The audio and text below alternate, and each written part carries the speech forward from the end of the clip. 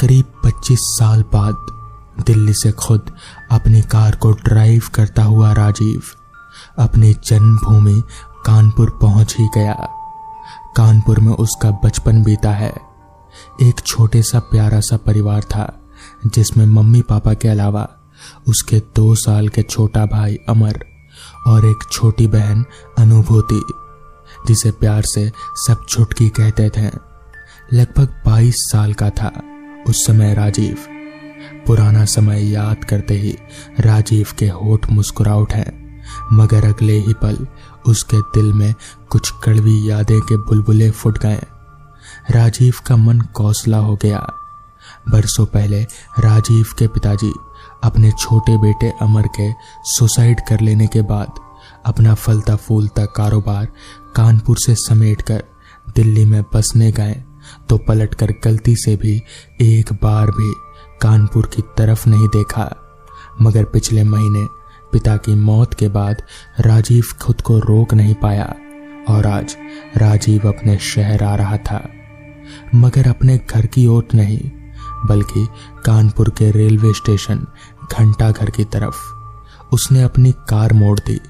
जैसे जैसे car railway station की तरफ बढ़ रही थी वैसे वैसे राजीव की दिल की धड़कनें बढ़ती जा रही थी। गहरी गहरी सांसें लेकर राजीव खुद को संभाल रहा था। रात के करीब 2:30 बजे, मगर राजीव की आंखों में नींद का नामो निशान नहीं था। यूं तो गाड़ी में ब्लॉगर लगा था, लेकिन सामने सड़क पर छाया कोहरा और आसमान में खिला पूनम का चांद, जिसकी चांदनी कोहरे से छनकर आ रही थी, उससे पता चल रहा था कि बाहर मौसम कितना सर्द है। राजीव की निगाहें सामने खाली सड़क पर जमी हैं। तभी राजीव ने देखा कि सुरमई अंधेरे में से कोई शख्स उसे गाड़ी रोकने का इशारा कर रहा है। राजीव थोड़ा और आगे बढ़ा तो गाड़ी रोकने वाला शख्स साफ साफ नजर आया। वो एक औरत है। नहीं, औरत नहीं, बल्कि ये तो 18-20 साल की एक लड़की लग रही है। रेड जैकेट और ब्लू जीन्स पहने हुए। राजीव को ताज्जुब हुआ। उसने घड़ी देखी, रात के 2:30 बज चुके थे। इतनी रात में ये लड़की यहाँ अकेले। लड़की लगातार हाथ हिलाकर गाड़ी रोक देने का इशारा किए जा रही थी। राजीव दुविधा में पड़ गया कि वो गाड़ी रोके या नहीं, क्योंकि ये एक चाल भी हो सकती है। किसी लुटेरे गिरोह का सदस्य भी हो सकती है ये लड़की। राजीव ने गाड़ी नहीं रोकी। वो गाड़ी को चलाता रहा, मगर तभी वो लड़की रोड के बिल्कुल बीचों बीच आकर खड़ी हो गई। मजबूरन राजीव को गाड़ी रोकनी ही पड़ी। वो लड़की घबराई हुई आवाज में कुछ कह रही थी। राजीव ने गाड़ी का थोड़ा सा शीशा नीचे किया तो एक बहुत ही बर्फीली हवा का झोंका अंदर आया। राजीव ने उस लड़की के चेहरे की ओर देखा। स्कार्फ में लिपटे चेहरे पर 2 खूबसूरत आंखें चमक रही थी। तभी उस लड़की ने कहा, क्या आप मुझे रेलवे स्टेशन छोड़ देंगे? 3 बजे वाली ट्रेन है मेरी, बहुत जरूरी जाना है मुझे। 3 बजे की ट्रेन? राजीव ने मन ही मन में कहा कि वो भी तो उसी लिए जा रहा था। राजीव ने 2 पल कुछ सोचा और फिर पीछे का दरवाजा खोल दिया। वो लड़की पीछे आकर बैठ गई। रास्ते भर दोनों एक दूसरे से कुछ नहीं बोले। 3 बजने से पहले ही वो लोग रेलवे प्लेटफॉर्म पहुंच गए। दोनों एक ही ट्रेन का रास्ता देख रहे थे, सो दोनों एक साथ ही एक बेंच पर बैठ गए। इतनी सर्द रात में भी लोगों की भीड़ रेलवे स्टेशन पर अच्छी खासी थी। कुछ लोग कंबल ओढ़े जमीन पर अपने लगेज का तकिया बना रहे थे तो कुछ बैठे बैठे ही सो रहे थे। कुछ लोग झुंड बनाए बैठे गपशप कर रहे थे। राजीव ने एक नज़र झुंड में बैठे लोगों पर डाली। वो लोग भी राजीव को ही देख रहे थे। राजीव ने उन लोगों की तरफ से नज़र हटाकर अपने पास बैठी लड़की से पूछा, आप कहीं जा रही हैं? लड़की ने कोई जवाब नहीं दिया और सर घुमाकर ट्रेन आने वाली दिशा की ओर देखती रही। फिर उसने पलटकर राजीव से ही सवाल पूछा, आप कहीं जा रहे हैं? इस पर राजीव ने कहा, नहीं, मैं कहीं नहीं जा रहा। लड़की ने अगला सवाल किया। तो क्या कोई रिश्तेदार आने वाला है? राजीव ने बहुत ही धीरे आवाज में जवाब दिया। नहीं, कोई रिश्तेदार भी नहीं आने वाला है, मैं तो बस यूं ही। राजीव ने बात अधूरी ही छोड़ दी और चुप हो गया। तभी उस लड़की ने कहा, यूं ही भला इतनी रात में कोई रेलवे स्टेशन क्यों आएगा? मैं आता हूं, अपने में ही खोए हुए राजीव ने जवाब दिया। क्या आप रोज रात को आते हैं? लड़की ने पूछा। लड़की की ओर बिना देखे राजीव ने जवाब दिया, रोज नहीं, पहली बार आया हूं। और आप? राजीव ने लड़की की ओर देखकर पूछा। हालांकि उसे लड़की का चेहरा स्कार्फ से ढका होने के कारण साफ दिख नहीं रहा था। लड़की ने ट्रेन की पटरियों पर नजर गड़ाकर कहा, मैं आती हूँ, हर साल आती हूँ, हमेशा आती रहूंगी। लड़की को इस तरह बोलते सुन राजीव के बदन में एक कपकपी की लहर दौड़ गई। राजीव ने फिर कुछ नहीं पूछा। दोनों खामोश हो गए। थोड़ी थोड़ी देर बाद हो रही अनाउंसमेंट सोए हुए यात्रियों को बार बार जगाकर चौकन्ना कर रहे थे। थोड़ी ही देर में 3 बजे वाली आने वाली ट्रेन की छुक छुक सुनाई पड़ने लगी। राजीव और वो उस लड़की के मुंह से एक साथ निकला, ट्रेन आ गई। राजीव और वो लड़की आंखें फाड़े ट्रेन को देख रहे थे। ट्रेन नजदीक आती जा रही थी। बचपन में प्यारी लगने वाली ट्रेन से कितनी अलग है ये ट्रेन, कितनी डरावनी, कितनी दैत्याकार लग रही है। राजीव के पैर कांपने लगे। आखिर कैसे कोई चलती ट्रेन के आगे आकर अपनी जान दे सकता है? उसका कलेजा नहीं कांपता। ट्रेन से कटकर जान दे देने की हिम्मत कहां से लाते हैं लोग?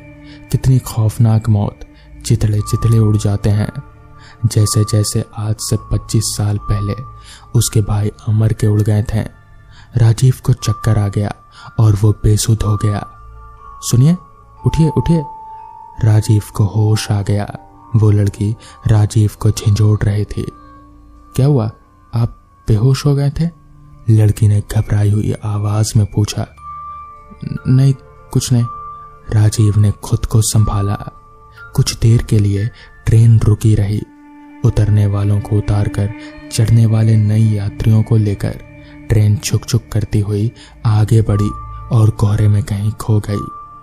ट्रेन के पूरी तरह से नजरों से ओझल हो जाने के बाद वो लड़की उठकर जाने लगी तो राजीव को उसके बारे में जानने की जिज्ञासा हुई।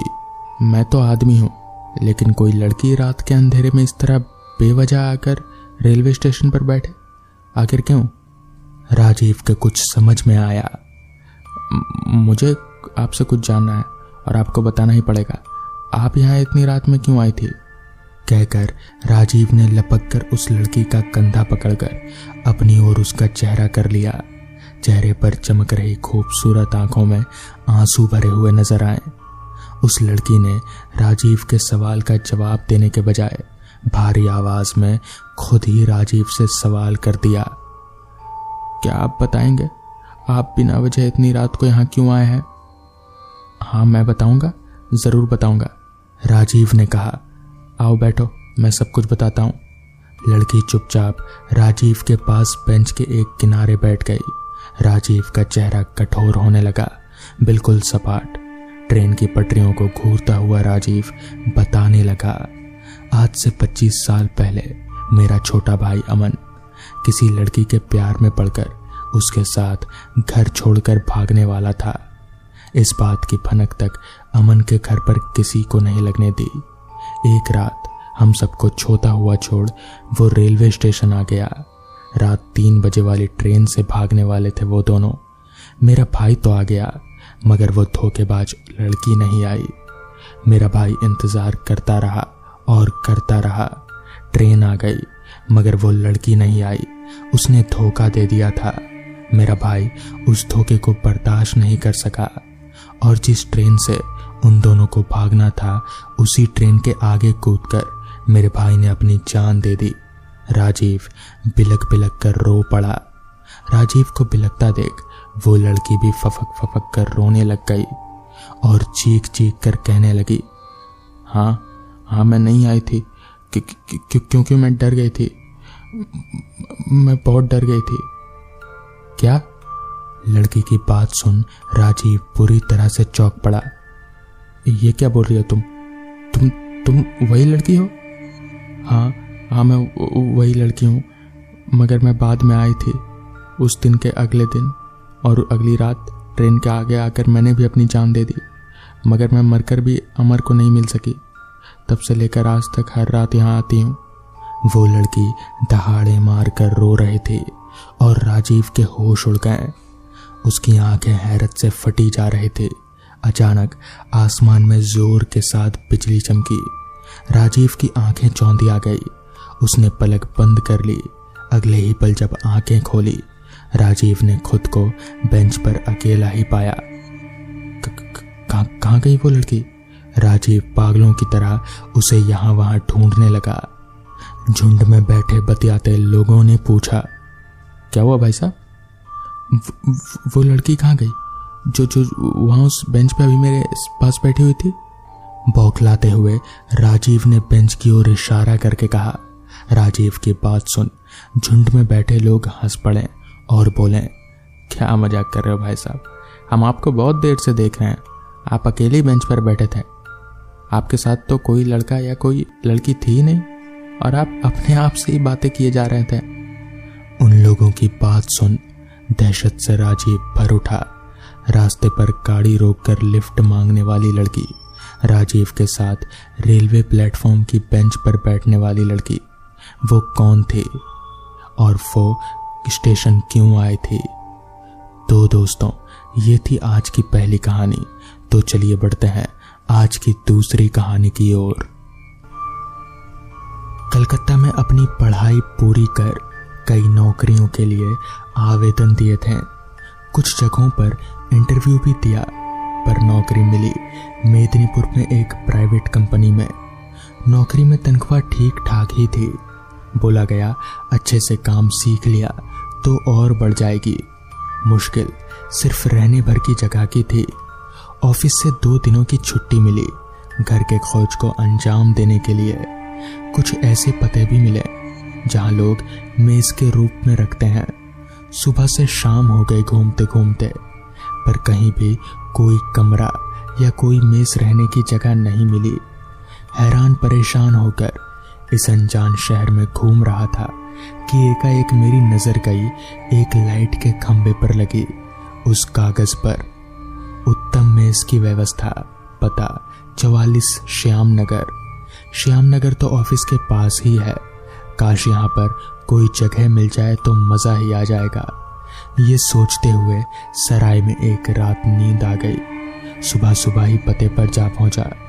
ढूंढते हुए काफी समय लगा, पर पता मिल ही गया। एक बहुत पुरानी हवेली, काफी बड़ा आंतरिक बरामदा, जिस पर तकरीबन सभी कमरों के दरवाजे खुलते थे। बीच में एक आंगन, उसमें खुला खुला सा कमरा, जहां से सारे कमरों पर नजर रखने में बैठा मैनेजर देखते ही आवाज दी, कहिए क्या काम है? मैं बोला, जी मैं इसमें रहने की एक जगह होगी क्या? मैनेजर से ऊपर से लेकर नीचे तक देखा और फिर बोला, किस्मत वाले हो, कल ही एक बिस्तर खाली हुआ है, किराया 2000 रुपया महीना और डिपॉजिट 10,000, साथ में 2 लोग और होंगे, चलेगा? मैं सोच में पड़ गया। मेरी जेब में तो कुल 8,000 रुपये ही हैं। मैं बोला, किराया तो ठीक है, पर डिपॉजिट तो इतना नहीं दे पाऊंगा, अगर 2 हिस्सों में ले ले तो ठीक है। कुछ सोचकर वो बोला, चलो ठीक है, पैसे जमा करवा कर और अपना नंबर ले जाओ, ये लो कमरे की चाबी। कमरे में पहुंचकर देखा तो 2 लोग पहले से ही मौजूद थे। हम उम्र ही थे। एक बैंक में था, दूसरा दवाई की कंपनी में। देखकर ठीक ही लगा। काफी देर बातचीत करते रहे, फिर रात को खाना खाकर सोने चले गए। सारे दिन की थकान ही शायद थी कि लेटते ही सो गया। बाहर हल्की हल्की बारिश हो रही थी, जिस वजह से कमरे में पंखा चल रहा था, पर मेरी नींद उमस के कारण खुल गई। मेरे सिरहाने ही एक खिड़की थी जो बाहर की ओर खुलती थी। मैंने उसे खोल दिया। एकाएक बाहर से बेहद ठंडी हवाएं कमरे में आ गईं और तभी मैंने उसे देखा, एक कब्रगाह, चारों तरफ से ऊंचे बागड़ से घिरा हुआ। ठीक उसी समय साथ में सो रहे दोनों लोग झपटकर मेरे पास से जाकर खिड़की को बंद कर देते हैं। मुझे इसको खोलने की पाबंदी के बारे में बतलाते हैं। साथ ही ये भी बोलते हैं कि किसी भी कीमत पर मैनेजर को ये पता नहीं चलना चाहिए कि खिड़की खोली गई थी, और सब सो जाते हैं। अगले दिन अपनी ट्रेनिंग के बाद हुए स्वागत भोज के चलते बहुत देर हो गई थी मेस वापस लौटने में। जब मैं मेस की ओर जा रहा था तो रात के करीबन 11 बज चुके थे और गांव से बाहर होने के कारण गली में आवाजाही बिल्कुल सामान्य नहीं थी। अचानक मुझे किसी के द्वारा पीछा करने का एहसास हुआ। पीछे मुड़कर देखा तो महसूस हुआ एक छाया, कोई खड़ा है। एक तो अनजान शहर, दूसरा सुनसान रास्ता। मैं काफी परेशान हो गया। अगर कोई आदमी मुझे लूटना चाहे तो वो ऐसा आराम से कर सकता था। मैंने भी अपनी चाल बढ़ा दी, पर वो भी तेजी से आने लगा। मैं फिर रुका, पलटा और जोर से अपने डर को दबाते हुए बोला, कौन है वहां पर? आवाज आई, अरे भाई मैं राजीव, पहचाना नहीं? मैं तुझे डराना नहीं चाहता था, पर अपन इतने सालों के बाद मिले हैं इसलिए सोच रहा था कि तेरा घर देख लूं पहले, फिर तुझे मिलूंगा। सालों की दोस्ती, बिछड़ना और वर्तमान की सारी कहानियां पूरी हुई। तब तक रात के 2 बज चुके थे। मैं इसकी तरफ बढ़ने से पहले राजीव को वादा करके निकला था कि मैं उसका बदला जरूर लूंगा। अंदर आते हुए देखा मैनेजर ऊब रहा था। मेरे आते ही बोला, पहली बार है इसलिए बोल रहा हूं, समय से वापस आ जाया करो, बाहर खतरा है। अगले दिन ऑफिस से लौटकर मैं सीधे मैनेजर के पास गया। मुझे देख उसकी भौहें टेढ़ी हो गईं, जैसे आने का कारण पूछ रहा हो। मैंने उससे पूछा, दादा यहाँ पर कोई कब्रगाह है क्या? वो चौंक कर जोर से चीखने लगा, तुमने देखा है क्या, या फिर किसी के मुंह से सुना? तुम्हें किसी ने बतलाया? मैंने उसे तेजी से रोका, दादा ये क्या कर रहे हो? मैं तुम्हारी कमाई की बात कर रहा हूं और तुम सब छोड़ कर जा रहे हो। कमाई शब्द का नाम सुनते ही वो रुक गया। वो फुसफुसाकर बात करने लगा, कमाई कैसे? मैंने बतलाया, मैंने ऑफिस में शर्त लगाई है, मैं तो भूत प्रेत आदि को मानता नहीं। तो सबने मिलकर कहा कि अगर रात 12 बजे मैं किसी कब्रगाह की कब्र पर बैठकर सेल्फी लेकर आ सका तो सब मिलकर मुझे 50,000 रुपए देंगे। अब अगर आपके जानकारी में कोई कब्रगाह हो तो अपन दोनों चलेंगे, आप दूर रहना, मैं सेल्फी ले लूंगा और फिर पैसा आधा आधा 25-25, क्या बोलते हो, कैसा रहेगा? वो एकदम से तैयार हो गया। सबके सोने के बाद मैं मैनेजर के पास गया। शाम से धीरे धीरे बारिश हो रही थी, पर रात 12 बजते बजते बारिश तूफान में बदल गई। एक बार मैनेजर बोला, भाई बहुत तेज बारिश है, पर मेरे आग्रह करते ही वो मान गया। हम उसके कमरे के पीछे वाले दरवाजे को खोलकर कब्रगाह में पहुंचे। चारों तरफ ऊंची घास थी। मैंने उससे पूछा, कब्र कहाँ है? वो थोड़ा आगे दीवार की तरफ बढ़ गया। इतना समय मेरे लिए काफी था। मैंने अंदर आकर दरवाजे को बंद कर दिया। तभी एक बड़े पेड़ के टूटने की आवाज गूंजी और उसी के साथ मैनेजर की चीख। मैं अपने कमरे में जाकर सो गया। थोड़ी देर में कमरे में हल्की हल्की नीली रोशनी भर गई तो देखा राजीव खड़ा था। आगे आकर उसने मुझे धन्यवाद दिया और फिर उसने शरीर छोटे छोटे हिस्से में बंटते हुए आसमान में विलीन हो गए। अगले दिन मालूम हुआ पुलिस आई थी। रात में मैनेजर कब्रगाह के पेड़ के नीचे दबने से मर गया और इस तरह से राजीव का बदला पूरा हो गया। तो दोस्तों, ये थी आज की कहानी। अगर आपको ये कहानी पसंद आई हो तो वीडियो को लाइक और चैनल को सब्सक्राइब कर दें। तो मैं आपका दोस्त आर्यन जल्द ही मिलूंगा आपसे ऐसी ही एक नई कहानी के साथ।